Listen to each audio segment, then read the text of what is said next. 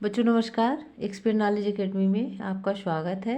आज की वीडियो में हम कवर करेंगे कक्षा 8 की एमपी बोर्ड पर आधारित पुस्तक संस्कृत सुरभि, जिसमें हम जो है तो प्रश्नोत्तरों का एक संग्रह मैंने तैयार कर लिया है और इसे मैं अति शीघ्र ही सारे चैप्टर कंप्लीट करा दूंगी। आज जैसा कि आप सबको पता ही चला होगा, मालूम हो गया होगा कि जो आपकी 8th क्लास है वो क्या हो गई है, बोर्ड हो गई है ना। तो आप लोग के हेल्प के लिए जो है, आप सभी बच्चों की हेल्प के लिए हमने एक इसी सब्जेक्ट का प्रश्नोत्तर संग्रह तैयार किया है और अति शीघ्र ही मैं इसे पूरा कराऊंगी।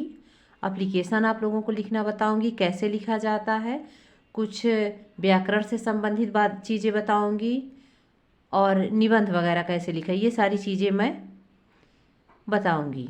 तो चलिए बच्चों स्टार्ट करते हैं। इसमें पहला पाठ है हमारा लोकहितम मम करणीयम। आप सभी बच्चे चैप्टर तो पढ़े ही होंगे, यदि नहीं पढ़े हैं तो वो भी मैं कराऊंगी। फिलहाल समय बहुत आगे बढ़ चुका है और कोर्स हमारा ज़्यादा है, तो मैं ये सोच रही हूँ कि क्वेश्चन आंसर कंप्लीट करा दूँ। ठीक है, तो चलिए देखिए, लोकहितम मम करणीयम ये हमारे चैप्टर का नाम है। पहला क्वेश्चन देखिए, एक तरह से हमने ये जो प्रश्नोत्तर संग्रह तैयार किया, इसका एक रीजन ये भी है कि आप लोग देखें और समझें कि क्वेश्चन आंसर लिखा कैसे जाता है। लिखने का जो तरीका है तो आप इसके माध्यम से समझ भी सकते हैं कि किस तरह से कॉपी में या फिर एग्जाम की कॉपी में हमें क्वेश्चन आंसर लिखना चाहिए। ठीक है, तो चलिए देखिए, पहला क्वेश्चन है हमारा एक पदेन उत्तरत। एक पदेन का अर्थ होता है एक शब्द में उत्तर लिखना है। पहला क्वेश्चन है मनसा किम करणीयम, मन से क्या करना चाहिए। स्मरणीयम, मन से सोचना चाहिए। वचसा किम करणीयम, वाणी द्वारा क्या करना चाहिए, तो बोलना चाहिए। कस्मिन् न रमणीयम, कहाँ नहीं रहना चाहिए। भोग भवनी, है ना, आनंद युक्त भवन में। किम न गणनीयम, किसकी गणना नहीं करनी चाहिए। दुख की गणना नहीं करनी चाहिए कि हमें हमारे जीवन में कितने दुख आ रहे हैं। किम न मन्नीयम, क्या नहीं मानना चाहिए, तो निज सौख्यम, अपने सुख को नहीं मानना चाहिए। ठीक है ना। आगे चलिए, एक वाक्य उत्तर, एक वाक्य में आपको एक सेंटेंस में, फुल सेंटेंस में आंसर देना है। कुत्र त्वरणीयम, कहाँ शीघ्रता करनी चाहिए। त्वरण यानी होता है शीघ्रता करना, कहाँ शीघ्रता करनी चाहिए, तो कार्य क्षेत्रे त्वरणीयम। कस्मिन तरणीयम, कहाँ तैरना चाहिए। दुख सागर, दुख रूपी जो सागर है तो उसे तैरकर हमें पार हो जाना चाहिए। कुत्र चरणीयम, कहाँ चढ़ना चाहिए। कष्ट पर्वते चरणीयम, कष्ट रूपी जो पर्वत है उसे चढ़कर पार करना है। विपत्ति विपने किम करणीयम, विपत्ति रूपी वन में क्या करना चाहिए। जब संकट आ जाए तो भ्रमण करना चाहिए। ठीक है, और यहाँ पे ये भी आप देख रहे होंगे कि हमने जब क्वेश्चन लिखा है तो उसके आगे हमने क्वेश्चन मार्क भी लगाया है। ठीक है ना। फिर इसके बाद जब हमने आंसर लिखा है तो आंसर में हमने क्या किया है, फुल स्टॉप लगाया है। यदि ये चीज़ें आप नहीं करते हो तो भी हमारा सेंटेंस अधूरा रहता है। तो इन छोटी छोटी चीज़ों को आप ध्यान में रखिएगा। और जैसे हमने यहाँ पे एक आंसर शीट तैयार की है तो आप लोग भी ऐसे ही लिखने की कोशिश कीजिएगा, ताकि आपके मार्क्स भी अच्छे आए, आपकी हैबिट भी अच्छी बनी रहे, कॉपी भी अच्छी आपकी रहे, है ना। चलिए अगला क्वेश्चन है मम किम करणीयम।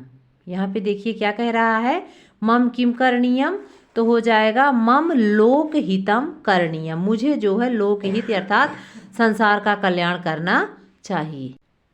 अगला है क्वेश्चन नंबर 3, उचितम योजयत, उचित मेल। अब जैसे कुछ बच्चे क्या कर देते हैं कि जो हमारा राइट शब्द रहता है इस तरह से क्रॉस कर देते हैं, तो आपको क्रॉस नहीं करना है। जो आपका सही आंसर होगा, सही आंसर के सामने आपको सही शब्द लिखना है। ठीक है ना। क्यों, क्योंकि ऐसा करने से कॉपी भी हमारी ख़राब होती है, गंदा पढ़ने में भी हमें थोड़ी असुविधा होती है, और ख़ासकर ये एग्ज़ाम के टाइम पर इस तरह से लाइनिंग करना तो बिल्कुल सही नहीं माना जाता है। ठीक है, चलिए, मनसा सततम स्मरणीयम, वचसा सततम वदनीयम, भोग भवने न रमणीयम, लोकहितम करणीयम, अहर्निशम जागरणीयम, इनसे दिन रात जागना चाहिए। ये हो गया आपका। नेक्स्ट है आपका 4 नंबर क्वेश्चन है शुद्ध वाक्यानाम समक्षम आम अशुद्ध वाक्यानाम समक्षम ना इति लिखत। इस तरह से आप लिख सकते हैं, या फिर आप सेंटेंस लिखने के बाद आंसर डाल के भी आम ना लिख सकते। आम का अर्थ होता है हाँ, ना का अर्थ होता है नहीं।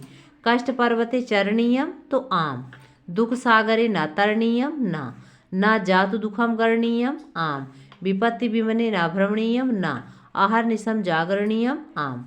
ये हो गया हमारा क्वेश्चन नंबर 4।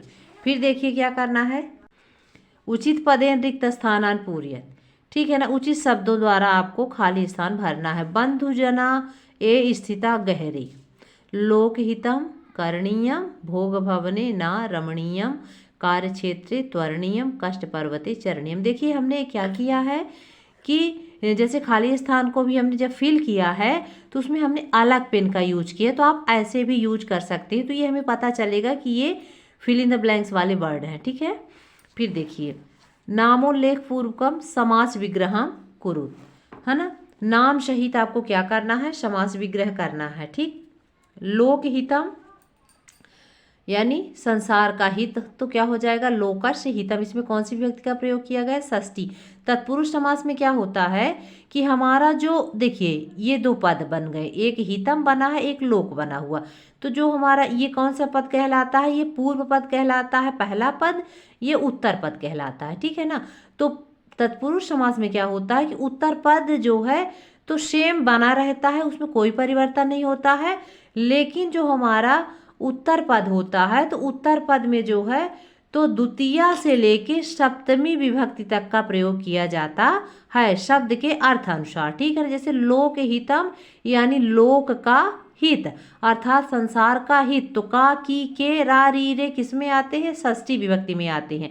ये षष्ठी विभक्ति का चिन्ह है, तो लोक को षष्ठी विभक्ति में ले जाएंगे तो लोकस्य हो जाएगा, तो लोकस्य हितम अर्थात संसार का हित। तो इसमें कौन सा तत्पुरुष समास है, षष्ठी तत्पुरुष है।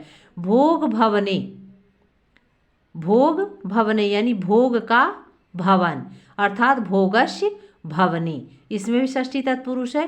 कार्य क्षेत्रे, कार्य के क्षेत्र में, क्षेत्र में जानते हैं कौन सी विभक्ति है, इसमें सप्तमी विभक्ति का प्रयोग किया गया, जिसका क्षेत्र का अर्थ होता है क्षेत्र में, कार्य के क्षेत्र में। तो जब इसका समास विग्रह करेंगे तो हो जाएगा कार्यस्य क्षेत्रे, इसमें भी षष्ठी तत्पुरुष है।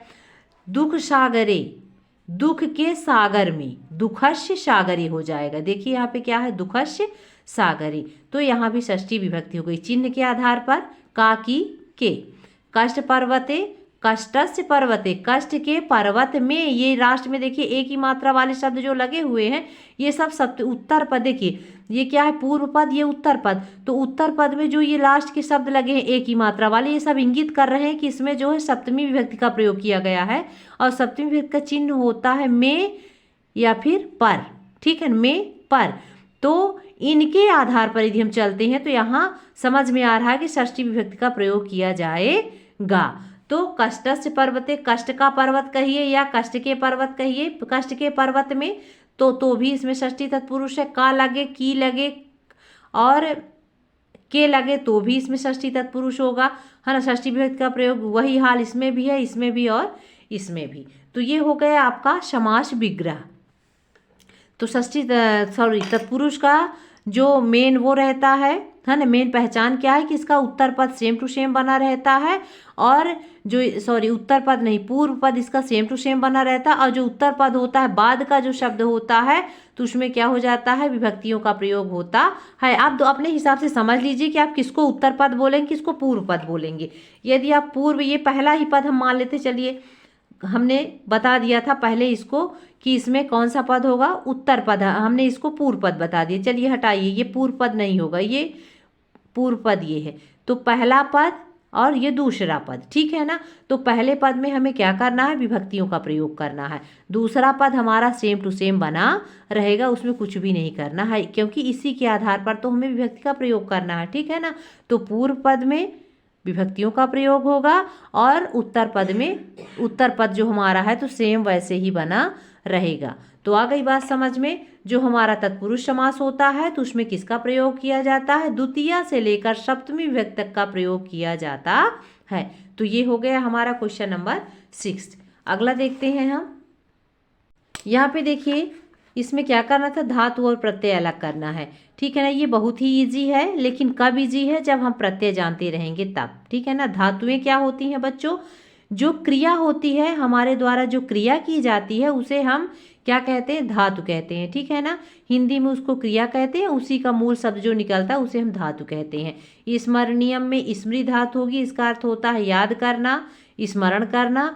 करणीयम में जो मेन धातु होगी क्री होगी, जिसका अर्थ होता है करना। सैनियम की जो मेन धातु होगी, मेन जो क्रिया होगी वो सी होगी, जिसका अर्थ होता है सोना।